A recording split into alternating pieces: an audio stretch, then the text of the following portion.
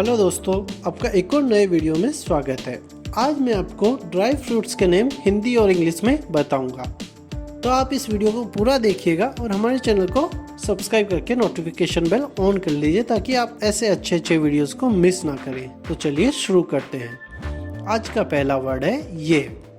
इसे हिंदी में मखाना कहते हैं और इंग्लिश में लोटस सीड्स पॉप कहते हैं। इसे हिंदी में चिलगोजा कहते हैं और इंग्लिश में पाइन नट्स कहते हैं। इसे हिंदी में काजू कहते हैं और इंग्लिश में कैश्यू नट कहते हैं। इसे हिंदी में सूखा अनानास कहते हैं और इंग्लिश में ड्राई पाइनएप्पल कहते हैं।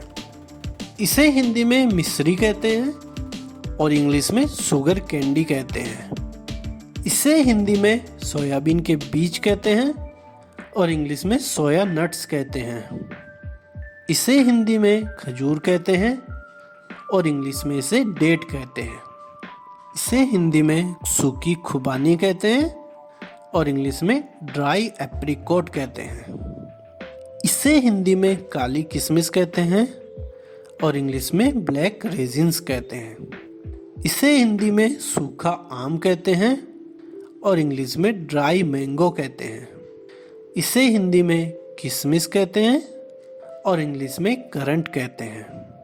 इसे हिंदी में अखरोट का फल कहते हैं और इंग्लिश में हेज़लनट कहते हैं। इसे हिंदी में सूखी चेरी कहते हैं और इंग्लिश में ड्राई चेरीज कहते हैं।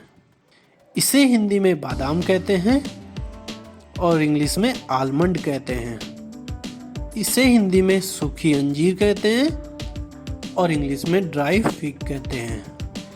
इसे हिंदी में सुपारी कहते हैं और इंग्लिश में बीटल नट कहते हैं। इसे हिंदी में नारियल बुरादा कहते हैं और इंग्लिश में डेसिकेटेड कोकोनट कहते हैं। इसे हिंदी में सूखा पपीता कहते हैं और इंग्लिश में ड्राई पपैया कहते हैं।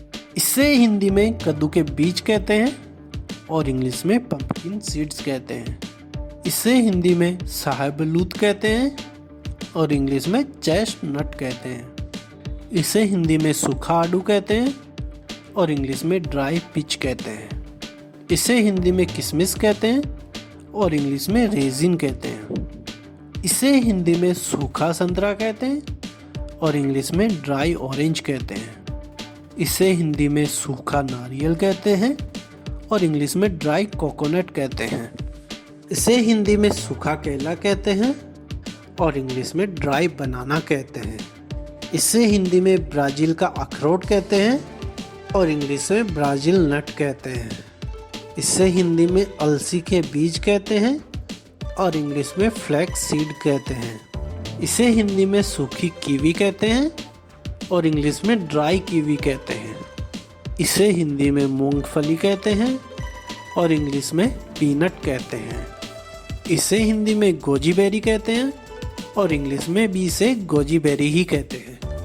इसे हिंदी में सूखी नीलबद्री कहते हैं और इंग्लिश में ड्राई ब्लूबेरी कहते हैं।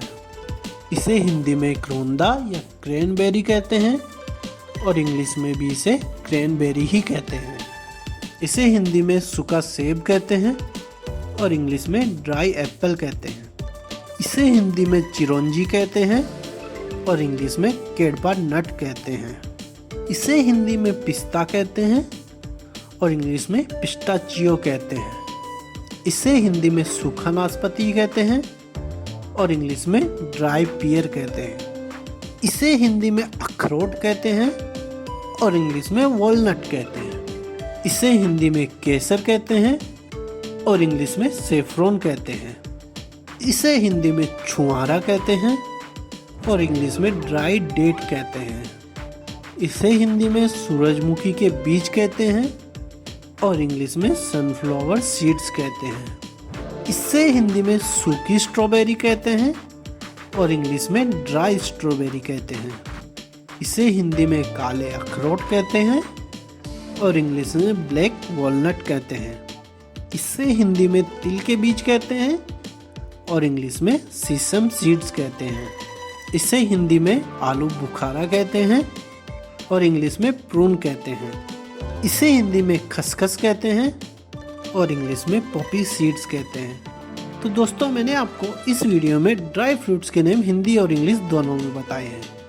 अगर आपको वीडियो पसंद आया तो लाइक कीजिए और एक प्यारा सा कमेंट कर दीजिएगा कि आपको वीडियो कैसा लगा, और हमारे चैनल प्रीमेंट को सब्सक्राइब कर दीजिएगा।